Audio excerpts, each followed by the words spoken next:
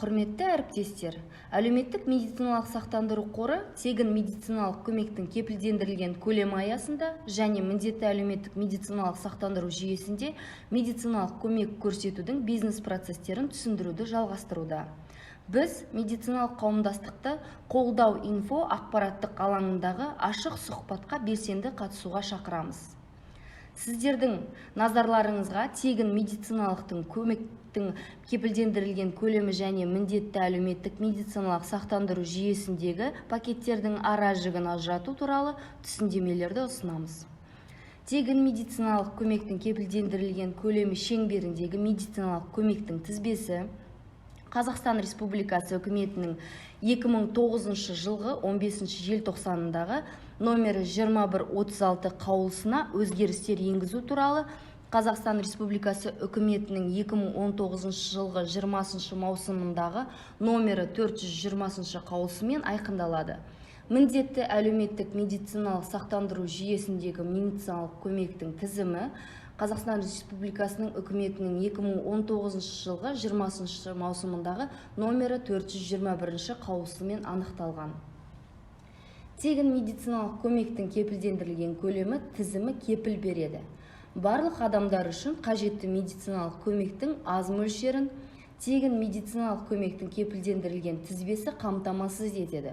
Бүкіл қоғам үшін маңызды ауруларды бақылау.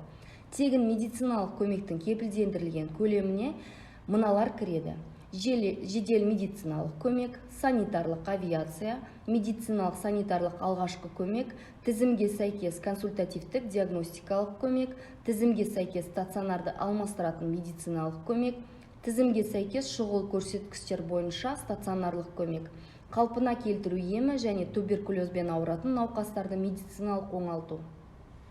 Паллиативтік көмек, дәрі-дәрмектермен және қан компоненттерімен қамтамасыз ету, трансплантация үшін мүшелерді алу. Міндетті әлеуметтік медициналық сақтандыру жүйесіндегі тізім адамның өмір сүру сапасын жақсарту үшін медициналық көмек көрсету. Міндетті әлеуметтік медициналық сақтандыру жүйесіндегі тізім қамтамасыз етеді болашақ ұрпақ денсаулығының негізін. Міндетті әлеуметтік медициналық сақтандыру жүйесіндегі тізімге мыналар кіреді: тізімге сәйкес консультативтік диагностикалық көмек, тізімге сәйкес стационарды алмастыратын көмек, тізімге сәйкес стационарлық көмек, қалпына келтіру емі және медициналық оңалту. Есіңізде болсын, консультациялық диагностикалық көмек, стационарды алмастыратын көмек және стационарлық көмек екі пакетте де ұсынылған. Ара жігін ажырату белгісі аурулар тізімі.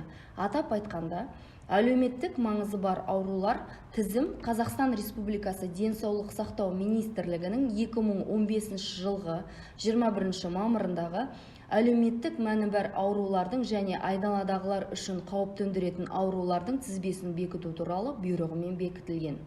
Созылмалы аурулар, медициналық санитарлық алғашқы көмек көрсету ережесін бекіту туралы Қазақстан Республикасы денсаулық сақтау министрлігінің 2015 жылғы 28 сәуіріндегі номер 281 бұйрығымен бекітілген. Медициналық санитарлық алғашқы көмек деңгейінде динамикалық бақылауға жататын аурулар. Сондықтан медициналық қызметкерлердің тегін медициналық көмектің кепілдендірілген көлемі және міндетті әлеуметтік медициналық сақтандыру жүйесінде медициналық көмектің тізімдерін реттейтін нормативтік құжаттар туралы білуі өте маңызды. Біздің каналға тіркеліп, ұсынылған ақпаратты бағалаңыздар. Ұсыныстар мен сұрақтарыңызды қалдырыңыздар.